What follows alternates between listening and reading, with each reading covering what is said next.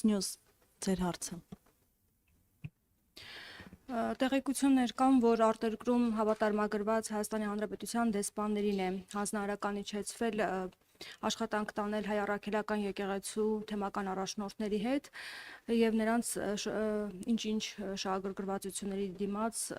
այս գաղափարի շուրջ համախմբել եւ ըստ տեղեկությունների նաեւ ԱՄՆ-ում Հայաստանի Հանրապետության դեսպան Նարեկ Մկրտչյանն է բանակցություններ վարում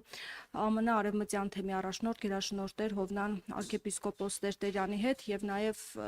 ավելի վաղ հնչեցված տեղեկություններով եւ հրապարակումներով նրան եք տեսնում կաթողիկոսի պաշտոնում։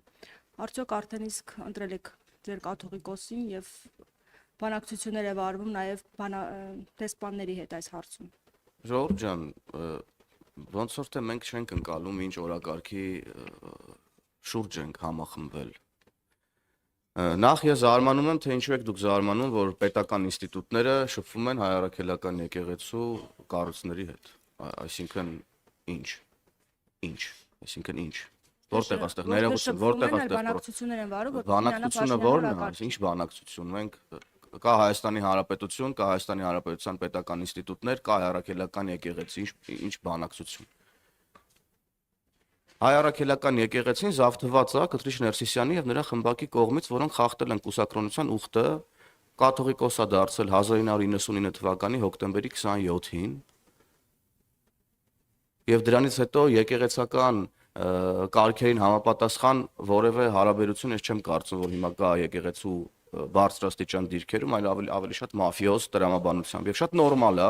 որ եկեղեցու նորոգման օրակարգի շուրջ պետք է ուրեմն համախմբվեն իրապես եկեղեցու կողքին եւ հայ առաքելական եկեղեցու իրական հետևորդները, եկեղեցու կողքին կանգնած եւ հայ առաքելական եկեղեցու իրական հետևորդները։ Առաջին հերթին բնականաբար հոգեվորականները, առաջին հերթին բնականաբար եպիսկոպոսները, առաջին հերթին բնականաբար թեմերի առաջնորդները աշխարհի ամենատարբեր ծայրերից։ Սա եկեղեցու նորոգման օրակարգ է եւ պետք չի զարմանալ, որ պետական ինստիտուտները շփվում են հայ առաքելական եկեղեցու հետ։ Հայաստանի պետական ինստիտուտները, սա չափազանց կարևոր շեշտադրում է։ Հայաստանի պետական, դուք եք զարմանում, որ Հայաստանի պետական ինստիտուտները շփվում են հայ առաքելական եկեղեցու կառույցների հետ։ Բա որ երկրի պետական ինստիտուտները պետքա շփվեին։ Շատ նորմալ է ամեն ինչ։ Մենք առաջ ենք շարժվում եկեղեցու նորոգման օրակարգով եւ ուրեմն հոգեվոր իշխանությունը վերադառնալու է ժողովրդին։ Դուք նորմալ եք համարում, որ ճնշումներ գործադրվեն հոգեվորականների ճնշումներ որևէ մեկի նկատմամբ մենք չենք բանախ, մենք այդտեղ չենք երկխոսում, ներողություն։ Բայց ես իմ հարցը չեմ ավարտել եք ձեր հարցը, ես պատասխանում եմ։ Խնդրում եմ ձեր հարցն ավարտեք։ Որևէ ճնշում հոգեվորականների նկատմամբ չկա եւ չի կարող լինել։ Իսկ արդեն ունեք կաթողիկոսի ձեր պատասխանեմ, հետո կարձագանքեք։ Իսկ օրինակ դուք համարում եք, երբ որ էլի նույնպես բարձրաստիճան հոգեվորականներ իրենց տեսակետը արտահայտում են առանց որևէ վիրավորանքի եւ այլն տեղի ունեցող process-ների նկատմամբ, որոնք ի տարբերություն այն մյուս խմբի, օրինակ իշխանությանը չեն թիրախավորում, այդ մարդկանց երբ որ թիրախավորում են, այդ թվում նաև ձեր գործընկերները ամենավերջին բառերով, դա ճնշում համարում եք հոգեվարականների նկատմամբ եւ եկեղեցու դեմ արշավ դա համարում եք, թե չէ։ Խնդրում ուղիղ պատասխանեք։ Ես ձեր գործընկերների համար չեմ ասում, դուք ասում դուք ձեր վերաբերմունքը ասեք, դուք որպես լրագրող։ Ես չեմ թիրախավորում։ Բա մեզ ինչ եք սիպում ենք ուրիշների ասածները մեկնաբանենք, եթե տեսա։ Դուք տեղեկությունները պետք է մեկնաբանեք եւ տեղեկությունների ու տեղեկատվական բյուրո չենք։ Մեզ հարցրեք ազգային ժողովի օրակարգից, ասում եմ, պատասխանենք։ Հարցրեք, ասեք կիբերանվտանգության մասին օրենքը մարդկանց կյանքում ինչ է փոխելու, որ վաղը մյուս օր մարդկանց տվյալների հետ ինչ-որ խնդիր լինի կամ չլինի, կամ նաև քաղաքական հարցեր, այդ նշանակում է գոնե նշանակում է մի 10% պիտի իրականում մարդկանց խնդիրներին առնչվող հարցեր տակ, ես որ չնկատեի այդ կարիքը, չէ, ասի։ Լավ։ Այսինքն եկեղեցու օրակարգը առաջնային չէ, որ այս եկեղեցու օրակարգը նույնպես կարևոր է, բայց ես կարծում եմ, որ մնացած խնդիրները մեր քաղաքացիների համար պակաս կարևոր չեն։ Բայց ճիշտ է, էլի պարոն Թունյանն ասում։ Սա խորհրդարանական ճեպազրույց է, այո, եկեղեցու օրակարգը,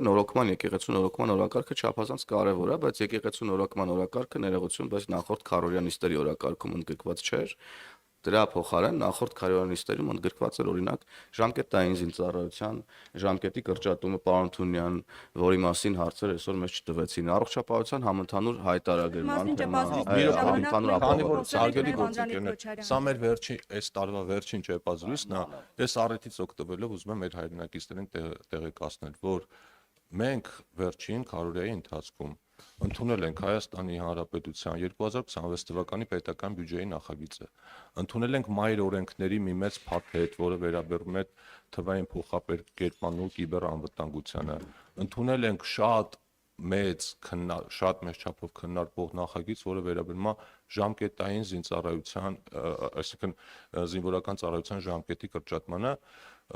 եւ եւս 2 տասնյակ օրենսդրական նախաձեռնություններ, որոնք իրականում մարդկանց կյանքում շատ մեծ բան են փոխում։ Հիմա օրինակ ձեր կարծիքով զինվորական ծառայության ժամկետի կրճատումը մարդկանց համար հետաքրքիր չի, դրա հետ կապված ում վրա է տարածվելու, ում վրա չի տարածվելու, բոլորին Մենք պարզ է։ Անդրանիկ Քոչարյանի հետ 3 ծավալուն ճեպազրույց ենք ունեցել եւ ինքը Պարոն Հովհաննիսյանի հետ էլ կարող է պատասխանել է ծավալուն բոլոր ճեպազրույց ունենալ մեր առանձին, ինձ հետ էլ ունենալ։ Ես Այնուամենայնիվ իմ հարցը Ես չպատասխան։ Հարգելի լրատվամիջոցներ, Ստիպել մեր դուք ժամանակը հարցնեք։ սպառվեց արդեն։ Լավ որ բոլորիդ շնորհակալություն հետաքրքիր եւ բովանդակային հարց